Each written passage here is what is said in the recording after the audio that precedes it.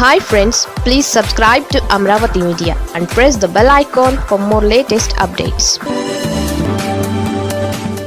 ముద్రగడ ఫ్యామిలీలో మరో రచ్చ రెడీ.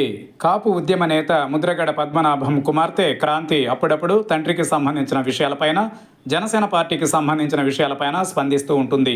అయితే ఇప్పుడు తాజాగా కాకినాడ జిల్లాలోని ప్రత్తిపాడు నియోజకవర్గంలో యాక్టివ్గా కనిపిస్తోంది.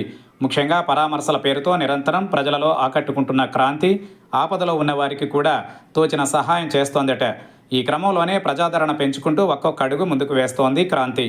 జనసేన పార్టీలో కీలకమైన పదవిపైనే ఆశలు పెట్టుకున్నట్లు వార్తలు వినిపిస్తున్నాయి. ప్రత్తిపాడు నియోజకవర్గంలో ఆసుపత్రిలో విధులు నిర్వహిస్తున్న డాక్టర్ను, సిబ్బందిని సైతం బెదిరించారనే ఆరోపణ రుజువు అవడంతో జనసేన పార్టీ నుంచి తప్పించారు.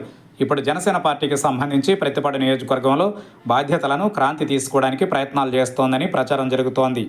అందుకే పార్టీకి సంబంధించి నియోజకవర్గం కూడా యాక్టివ్గా అయ్యే ప్రయత్నాలు చేస్తానని, రెగ్యులర్గా కూడా నియోజకవర్గంలో తాను తిరుగుతానని కేడర్కు తెలియజేసినట్లు వినిపిస్తున్నాయి. ప్రస్తుతం ప్రత్తిపాడు వైసీపీ కోఆర్డినేటర్గా ముద్రగడ కుమారుడైన గిరి ఉన్నారు.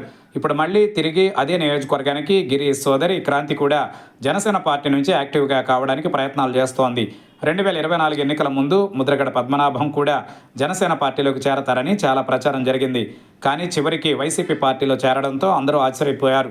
గత కొద్ది రోజులుగా ముద్రగడ అనారోగ్యం పాలవగా గిరి తన సోదరి క్రాంతి మీద పలు రకాల ఆరోపణలు చేశారు. అయితే వాటన్నిటికీ కూడా ముద్రగడ క్లారిటీ ఇస్తూ కొన్ని పోస్టులు కూడా చేయడం జరిగింది.